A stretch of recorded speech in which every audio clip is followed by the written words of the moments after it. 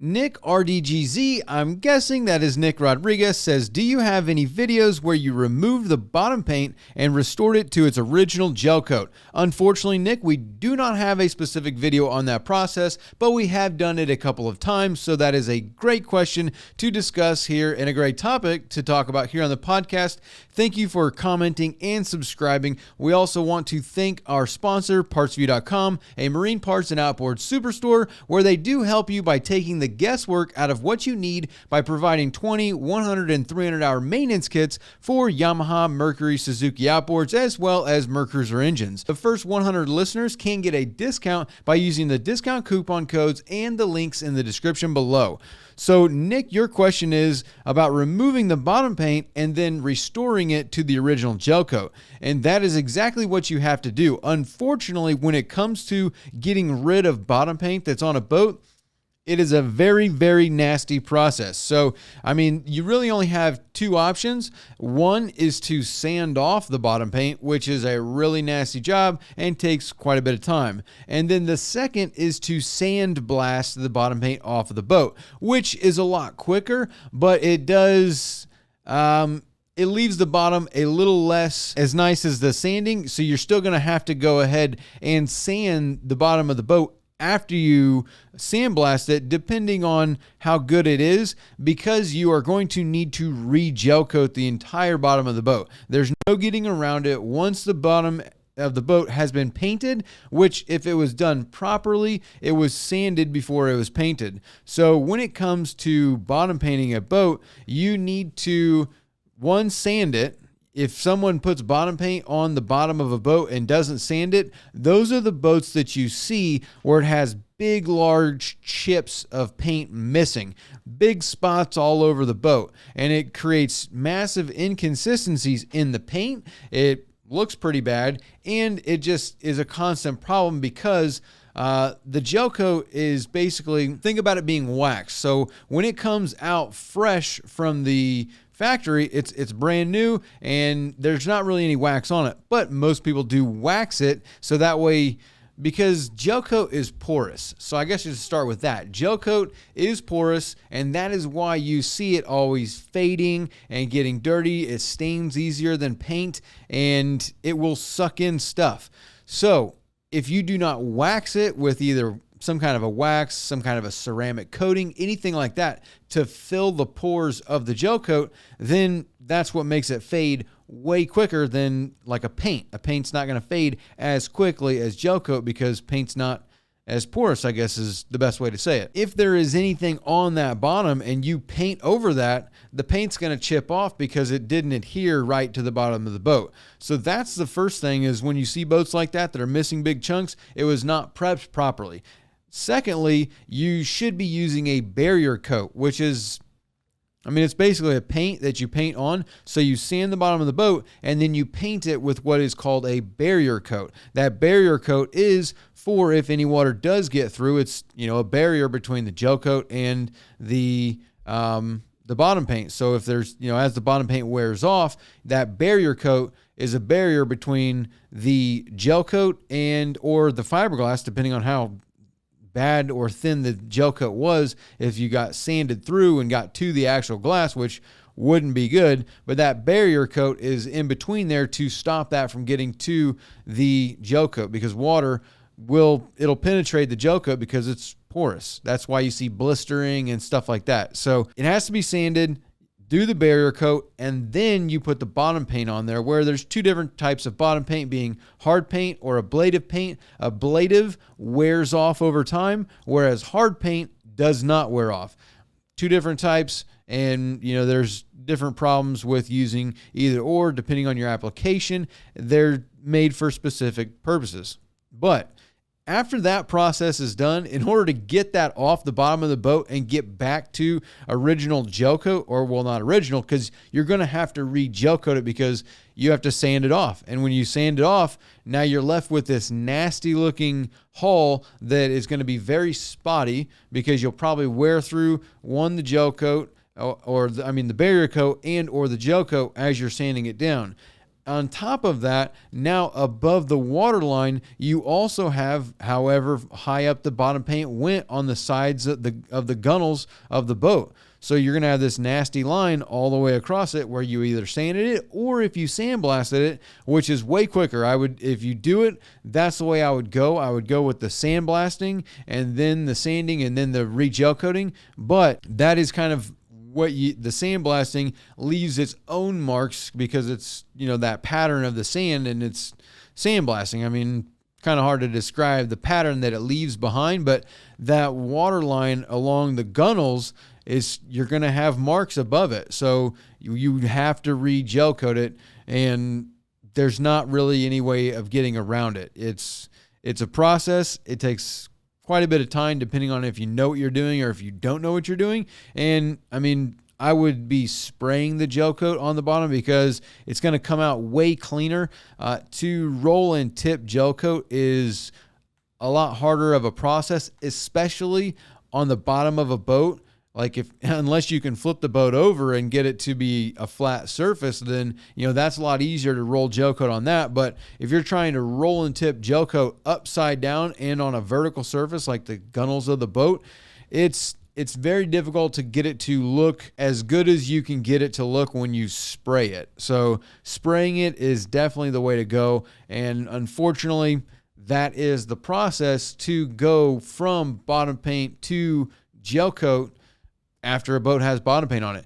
And Michael and Mary H's question of not sure where to put a new question, so I'll throw it here. When talking about fuel economy, how bad is the worst loss you have seen from bottom paint?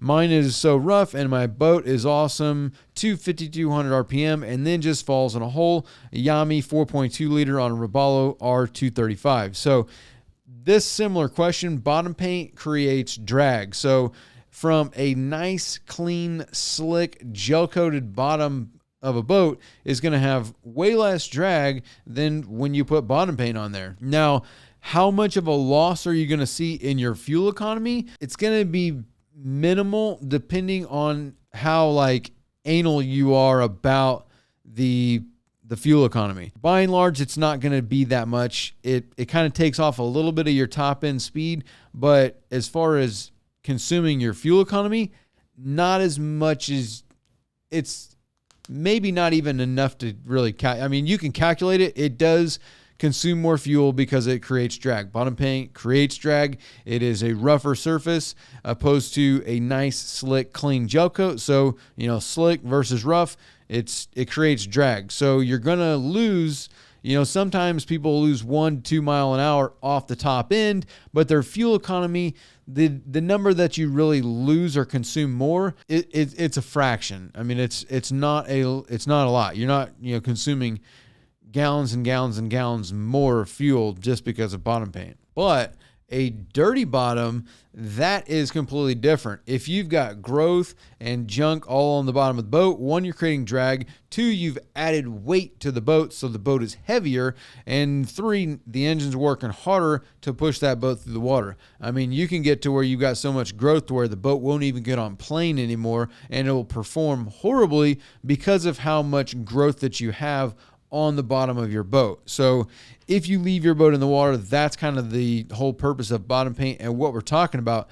But when you're saying that everything is awesome up until 5,200 RPM and you're talking about fuel economy, that engine, a 4.2, runs the wide open RPM range of that engine is like 5,000 to 6,000. So once you get into that wide open throttle range, depending on how your boat is propped, 52, 5,500, you're getting up into the 90, 95% of the the power that engine's producing.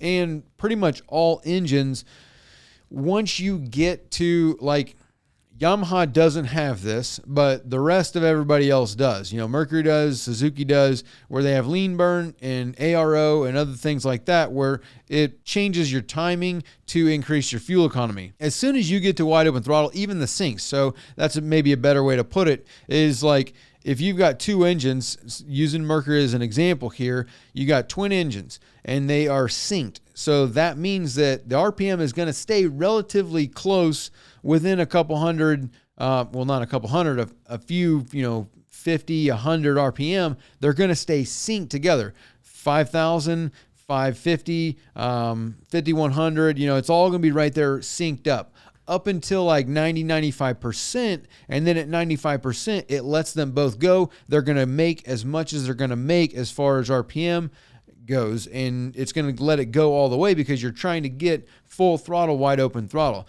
So as soon as you get up into that 5,200, 5,500, 6,000 RPM, that engine is going to put out, the injector width is going to go all the way open, and it's going to open the throttle all the way up. It's going to make as much as it possibly can make with the prop that you have it equipped with. So when you're looking at fuel economy, forget about fuel economy when you get to wide open throttle. 5,500, you get up into the top 500 RPM of your wide open throttle range. As soon as you get into that area, stop looking at your fuel economy because you're going to be burning everything that engine can burn. It's going to consume all that it's going to consume, and that's what it is. I mean, it's kind of the joke of how fast can you afford to go, meaning that the faster you want to go, the more fuel you got to burn. So as soon as you get up past that 5,200, I would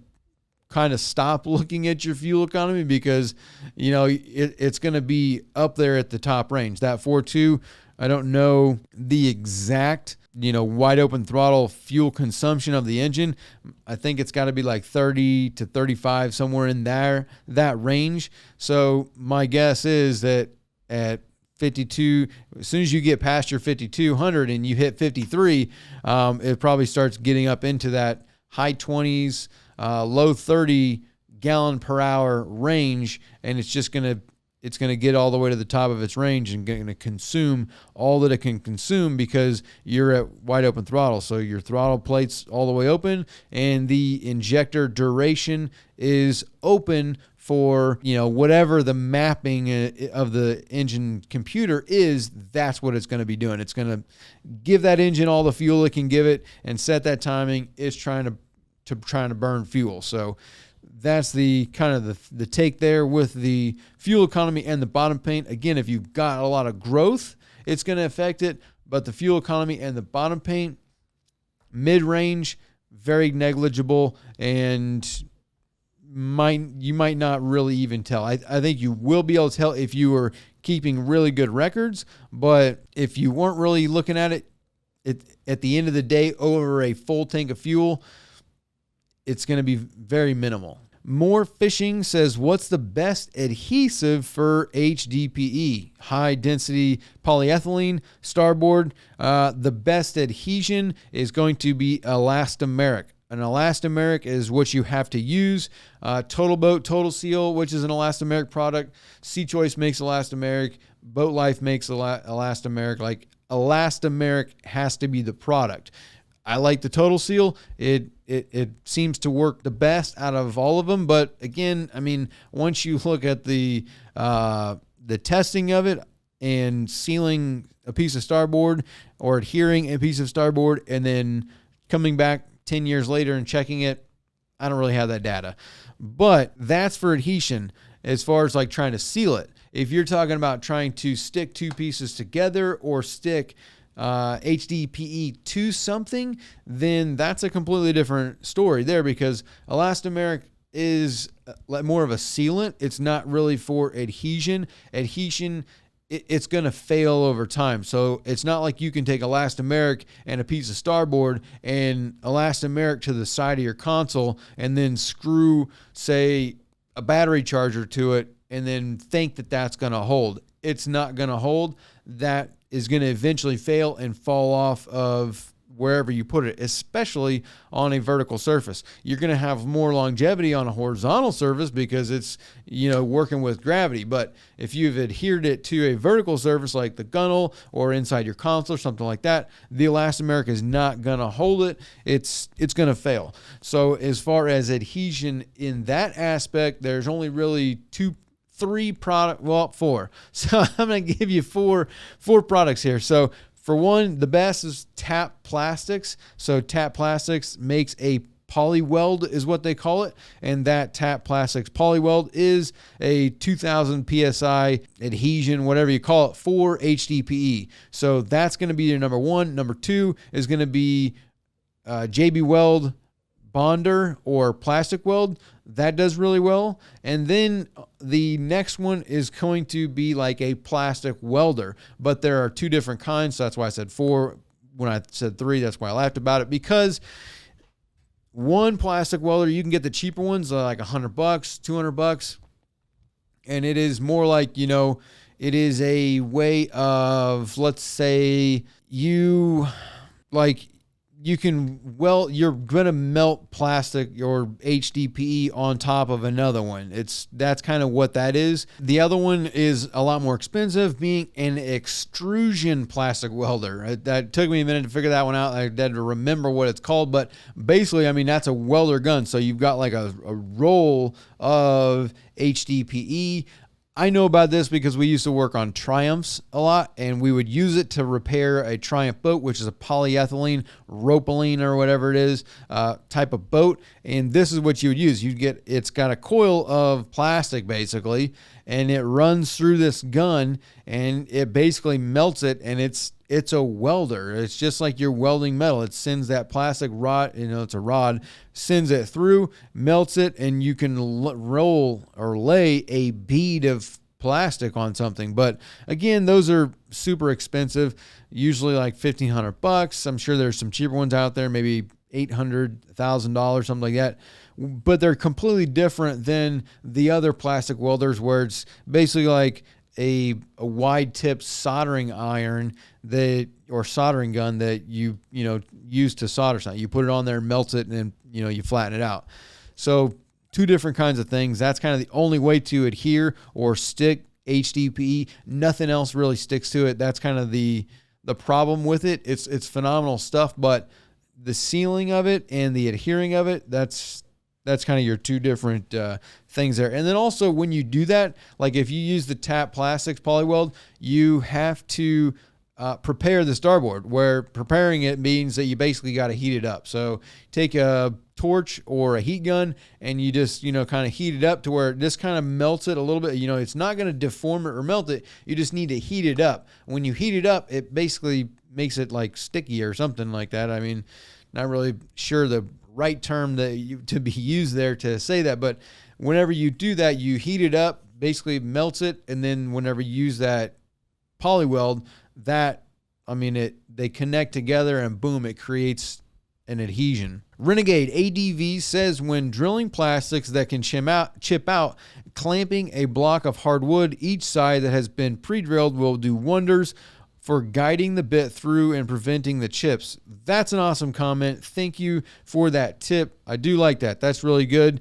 Another thing about drilling through that, this came from when we put the windshield on there, and drilling through an acrylic plate. Another thing is getting plexiglass drill bits, because I think they're angled on a degree. So like depending on the drill bit, like this is the tip of your drill, like this is the drill bit, and this is the tip of it. So like on the tip, this is like flat like this. Based on the angle of the bit, I want to say that plexiglass drill bits are like a 60 degree or something like that. It's a big, it's really angled. So that makes a huge difference on the chip ability of drilling through acrylic, plastic, stuff like that. So thank you, Renegade, for that comment. Jamie W says, I've installed thousands of acrylic windows in floor rooms over the past 30 years. Best thing I've found to use is just plain water with a tablespoon of fabric softener and 100% cotton cloth baby diaper. I've been back to houses years later, and glass looks brand new still. So there you go. That's a great comment as well. Awesome tip for cleaning your windshield, your acrylic dash panel, stuff like that. I guess plain water, probably depending on your water though. Like, if you got really hard water coming out of your well, or, the city water is really terrible, then maybe even a reverse osmosis machine, or a filtered water that's like clean water, because dirty water and clean water do make a big difference in their cleanability. But yeah, plain water with a tablespoon of fabric softener. So awesome, Jamie. Thank you for the tip. Alan Rieger says, how come brackets aren't glassed in? Talking about outboard brackets. So, that one's pretty simple. They're not glassed in because most of them are made out of aluminum. So if you get a stainless steel marine outboard bracket, an Armstrong bracket, any of these other brands, there's tons of people out there making brackets. Most of them are aluminum. So you can't really fiberglass aluminum to the boat. So that's why they're not glassed in. But at the same time, they do make, like the Dusky Drive and all these other ones, they do make fiberglass brackets or pods, whatever you want to call them, depending on what brand you've got, a Dusky pod or whatever. Those could be glassed into the transom. But I mean, if you're going to glass it in at that point in time, it's almost like it's just a Euro transom, which is, Euro transom's basically a transom where you've got the transom of the boat and then you've got a wet well or a dry well, whatever you want to call it there, and the sides of the boat, the gunnels kind of like come down like this. That's a Euro transom, where the transom's, on the inside of the boat and the outboards flop up in or trim up into that space there. It would be something like that, very similar. So what's the point of having a bracket or a pod? I think the big reason for having brackets or pods or whatever you want to call them is so that way you can have a, here's your boat, fully enclosed transom. So it's a fully enclosed transom all the way up, gunnels all the way up. So it's, totally encapsulated, and your outboards are just kind of on the back of the boat there. So it's almost like getting the benefits of a sport fish almost, compared to a Euro transom or something like that. And, the back of the boat's totally usable. So I don't know. It all depends. There's so many benefits and so many negatives or cons to an outboard bracket based on, now you're putting the engines back, you're getting leverage. So it changes the way the boat rides in the water. It's really good for older boats where you've got, normally the outboard was on the transom. You got to cut out. So now water's always coming into the boat. So a lot of people like to close those off, put the bracket, get the outboard out a little bit, get that more space in the cockpit. So now you've got a lot more room in the back of the boat there. So tons of reasons why, but they're not glassed into the boat because you can't glass them. So they're bolted on. And then the fiberglass one, the same thing. They're bolted on just because, those bolts are going to hold its plenty of strength. So that's kind of my take on that. Fishing Dub Fishing. How does all that salt get on the engine like that? I ran my boat for 5 years now, and I never had salt like that on the engine. So talking about a super salty engine, a video that we did about cleaning the actual engine itself. And that engine, those engines get so salty. So those are commercial engines. Those engines there, those people are putting 2,000 hours a year on those engines. So they're going out all the time. Like they're going out hundreds of hours a month, and sometimes they'll go out 100 hours a week. So it's a lot. They're out there no matter what the weather is. Some of the sloppiest weather ever, they're out there running the boat. So those engines are constantly getting bombarded by water and salt. I mean, it's coming in everywhere. So every cowling is vented because the engine needs air. It's got to breathe. If you can't get air, then the engine's not going to run. So depending on the weather, when it gets super sloppy and you're out there and waves are coming up, you're in a following sea or whatever, you're trying to get a fish in, waves are coming this way and that way, the current's going this way. It's just the situations and the weather and the way the boat is being run. If you're backing down on fish, there's all kinds of reasons of how salt gets in there. It's usually all through where air is allowed into the cowling, water gets up in there, and then, it doesn't make it to the intake, because most of the cowlings are designed in a way where most of them are in the back, so the air can come in the cowling, but the intake is somewhere on the front or on the side or wherever. So any water that does get in there, it kind of disperses out. the new V8 cowlings, they got water diverters to get water diverted away from the starter, but totally different discussion there. But that's how the salt gets in there. It's the amount of use. So I highly doubt you're putting 2,000 hours a year on your engine. So that's just kind of what it is. They're out there all the time in all the weather, and it's just kind of how it goes. And the L6 Verado cowling is a lot wetter than other models, so I will say that. Hugo Aguilar says, under what circumstances would I need to flush my outboards? They are 7 years old. One observance that I see, I'm guessing is what you're trying to say, one of them does not pee as strong as the other. Well, I hope you're not trolling me and that this is more, it sounds more like just in English, the way you're phrasing this, but you should always be flushing your outboard. I mean, like, depends on what you want. I mean, if you want your engine to last 20, 30 years, you should be flushing it. If you're running in salt water, 100%, you should be flushing it. It is part of it because, I mean, even depending on the freshwater, if you're running in dirty, murky, brackish freshwater, the minerals that are in the water will create algae buildup, and other growth inside the engine. So if you're running your engine all the time, you're getting water through there and through there and through there. If you've never flushed it in 7 years, think of that water that when it goes away, it leaves those mineral deposits behind, which then creates growth. That growth is building up in your engine. So if you don't flush it and you haven't flushed it in 7 years, you've probably got buildup starting to build up in different, spots of the engine. You might not ever see a problem. Yeah, one of them not peeing, the telltale is a lot less than the other one.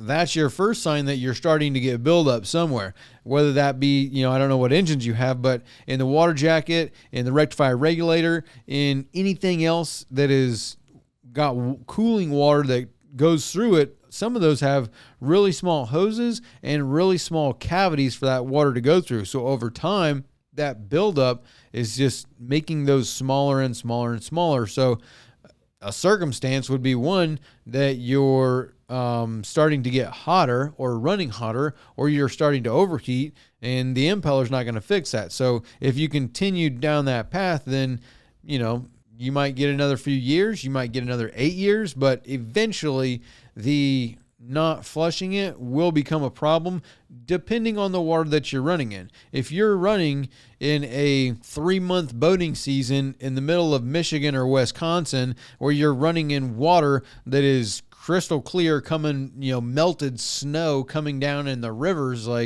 that's super clean water. So you're not going to have a problem with that because you're running in super clean water.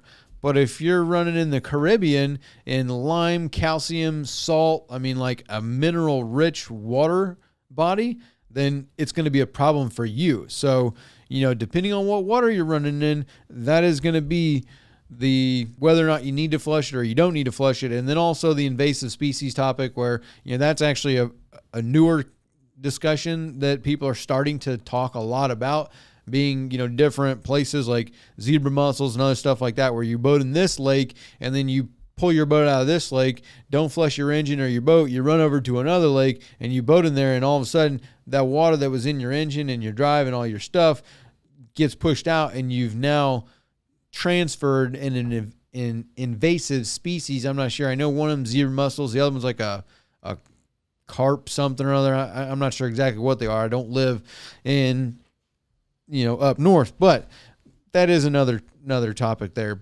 So Neil Blue says, how does the fuel tank not develop a vacuum as fuel is used? Logically, I would think that could lead to fuel starvation issues. So Neil, in a short, all tanks are vented. So they're vented to the outside atmosphere. So it's pretty much as you use the fuel, air gets into the tank and takes fills the void of the fuel that you've now consumed. So I wanted to put this topic in here though, because that is like one of your telltale signs that something's wrong.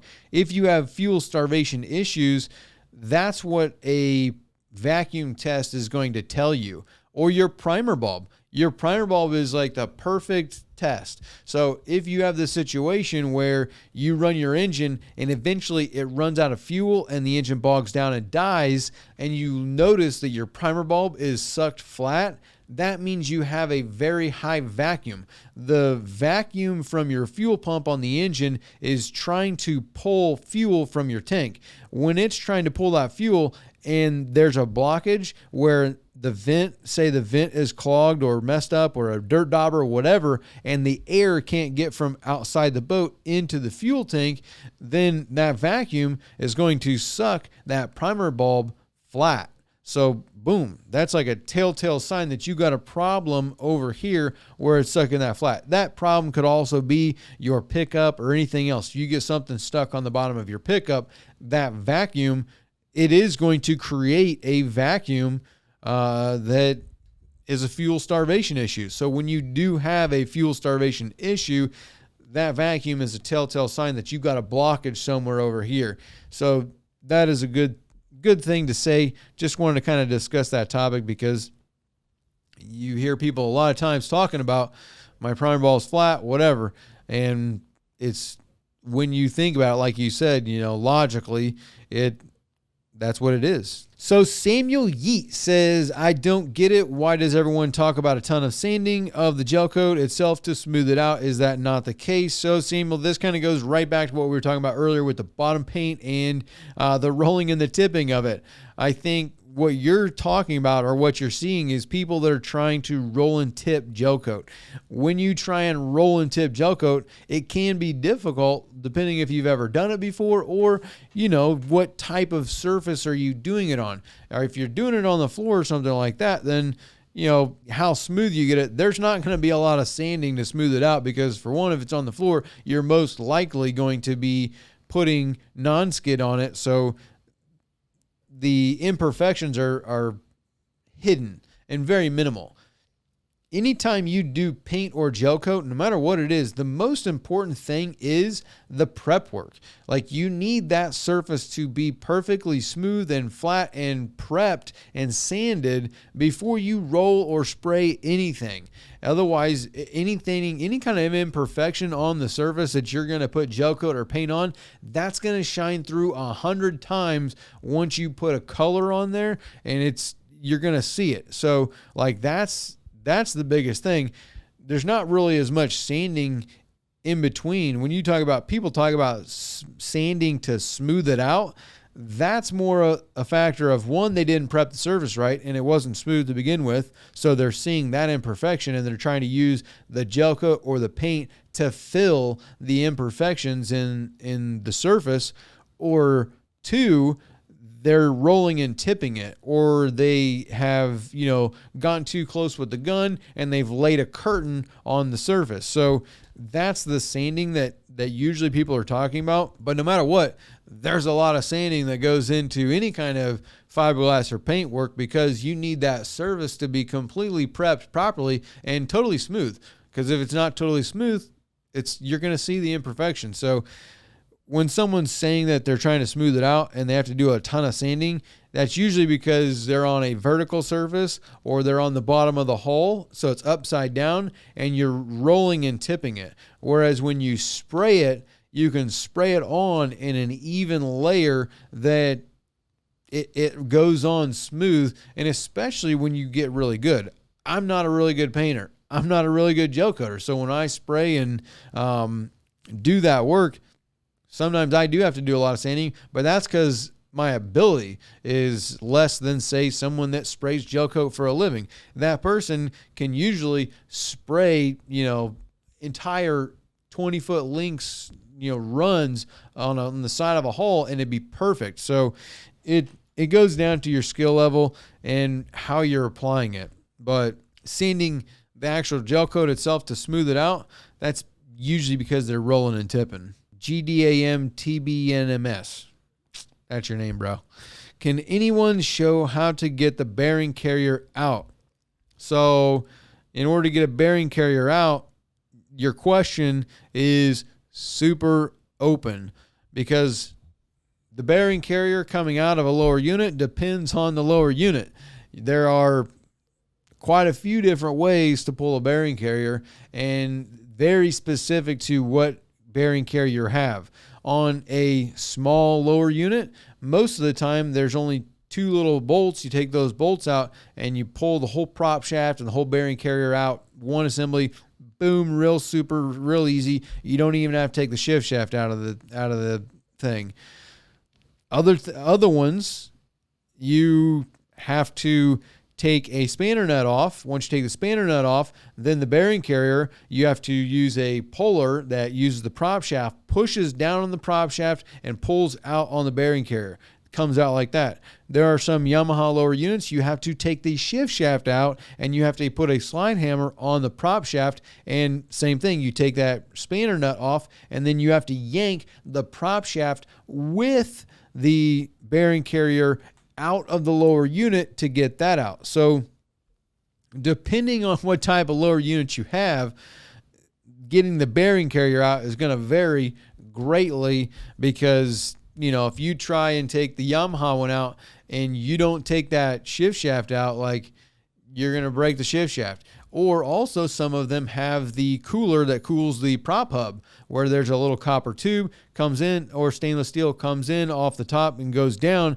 and that's in the bearing carrier. So if you don't pull that tube out, you're gonna bend that, break that tube. So to answer your question, anyone can show you how to get the bearing carrier out, but most likely you've just got an old lower unit that's been running salt water and that bearing carrier is frozen in there. So heat, meaning you're going to need an oxyacetylene torch to heat that up, and then you're going to need a lot of hammering and slide hammer and pulling. I mean, like, some of them are just, they're salted in there. It's corrosion and they don't want to come out. So most likely that's what you're dealing with. Other than that, a lot of variables based on the information that you gave. Craig Doyle says, I bled my C-Star, removed a lot of air. The steering goes full lock to one side. The other direction is slow to respond. It will go almost to full lock, and then the wheel will continue to turn endlessly. I noticed a very tiny leak on the end cap. It's the O-ring just before the threads on the cap. Would this keep me from fully attaining full lock, or is there an issue at the helm? Two. Well, I mean both. So one, air in the system, 100%. That's going to stop you from going to lock.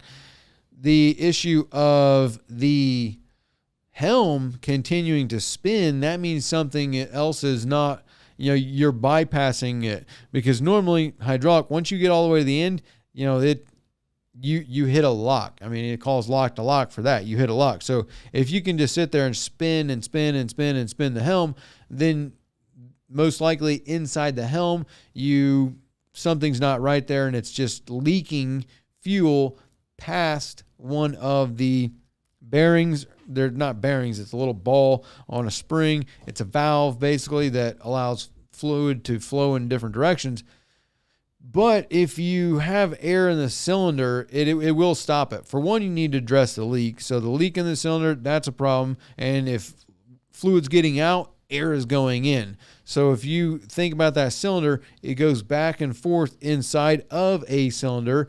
So in there, if you get air built up, this cylinder, as it goes over, this air is going to only compress so much. And then once it stops, like boom, you've got a pocket of air in there. It's not going to let it go any further than that. And you could be forcing the wheel to turn because it's not going lock to lock. You've compressed this air to where the engine's only going to turn this much, and then it's not going to turn anymore because it can't displace that air. It's all the way over. So most likely you've got air in there. I would get the air out. I would address the leak and then get the air out. And then once you've done that, then you'll kind of know, do you have a problem that you need to further investigate or not? You said you removed a lot of air, but you might not have removed all of the air. So I would probably address the leak and then re-bleed it and make sure, because whenever you put your bleeders on there, make sure you'll be able to see any air that's coming out or a full steady stream of fluid.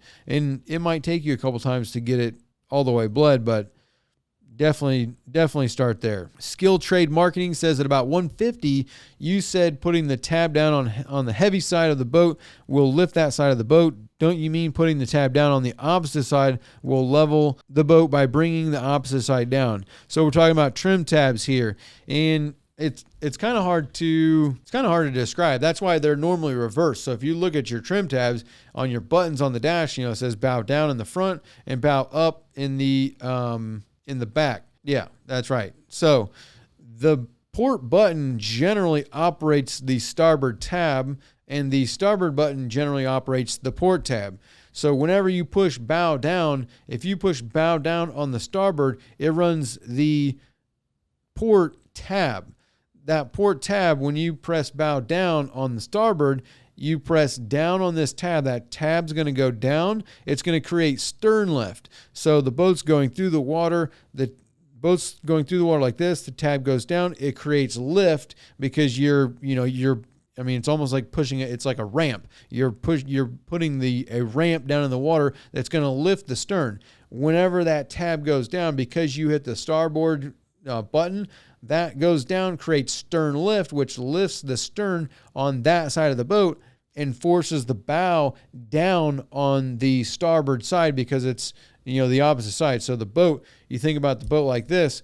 If this goes down on the port side, it levels it like that. So at the same time, though, as you do that, you create drag. So whenever you drop anything in the water, it creates drag. So if you put, this tab down, you're trying to you press the starboard tab, the starboard button, bow up. It puts the port tab down, which creates drag, which pulls the boat in that port direction. Yes, you create a stern lift. Yes, you created drag and push the bow down on the starboard side, but you also created drag. It's like throwing an anchor out the side of the boat, and now that's going to pull to the port side. So it's kind of hard to really describe. I hopefully that helps you understand a little bit better about what I'm saying there, because there's a lot of things going on. You're creating drag, you're creating stern lift, but at the same time, you're also creating, on your bow, because that side of the boat is now down, your keel is also, you're creating drag in that direction too. So there's a lot of movement based on what's going on with the boat. So hopefully you understand a little bit better. Maybe I'm not describing it the best I can. And then also, if somebody has put the buttons, if they've got them messed up to where, let's say, because there are some people like it different. Some people want the buttons on the, to operate the same tabs, even though they're normally switched because of the way it manipulates the boat. At the same time, sometimes people want the port tab or the port button to operate the port tab. So, and then even worse if someone has got the button switched, which I've seen that before too, where you hit the bow up and it puts the tabs up, and you hit the bow down and it puts the tabs down.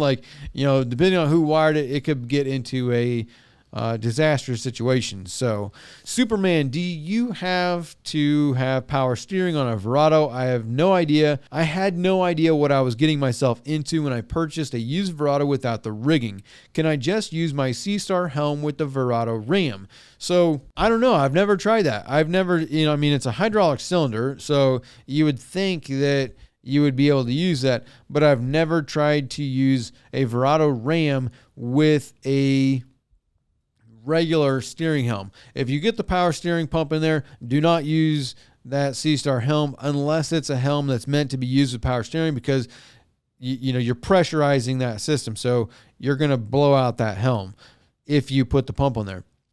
But the rigging, that's a pretty good question. I would like to know, if you do that, how that works using just a regular hydraulic helm and the regular Verado steering cylinder without the power steering, because you would think it would work because it's hydraulics. Hydraulic is a very simple system. You've got fluid going in one direction or fluid going in another direction. So it's very simple in that aspect. But when you create you use power steering, it makes it a lot more effortless. So you're taking away the resistance of, the torque of the engine and those kinds of things that you factor in there. So I don't know if you can do that without the power steering pump.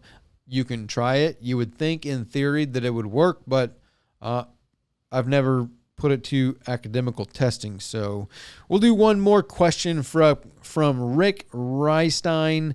My 75 horsepower 4-stroke motor Yami makes water in oil. Thermostat stuck open. R&R thermostat problem gone away. Okay, I got you. I see what you're saying. Yeah, 100%. So that's a really good thing. If your engine's making water in your oil, which, that's kind of like an outboard thing. It's not really a car thing, but it is straight up, it's condensation is what's going on here. You're taking, you're taking heat, you're taking cold, and you're taking humidity into effect. And that is like the definition of boating. Cool water, hot air, and humid air because you're on the water. So yes, if your engine is running too cool, which a lot of people might not think about that, and one of the reasons why you do your oil changes and you check your oil and this kind of stuff, because if you run in really cold water in a really humid environment, or you have really cold air, if the engine is running too cool, like let's say you just take your thermostats out of the boat and it's just running wide open, the engine's going to run so cold that it's going to create condensation in the crankcase because you've got cold air, cold water. The surface, because of all the water flowing, is going to cool the metal down a lot. But the crankcase gets hot because it's a running engine. You're exploding gasoline. You're creating fire. It's heat. So you're creating this warm temperature in a cold environment with the moisture of the air. So it definitely, it creates condensation. That's how you create condensation. You take a cold surface and hot air, or either a hot surface and cold air. They will, with humidity, will create condensation. So that's really what it is. So if you are getting water in your oil, that is most likely it. If it's a lot of water, you got a head gasket problem, and that's completely different. Or you've got a water jacket problem, anything, something else that is, leaking, corrosion, something that's allowing water into the oil. So definitely, if you get water in your oil, investigate that issue, because if you run it for too long, you're going to blow up the engine, and that's not going to be a good day for you.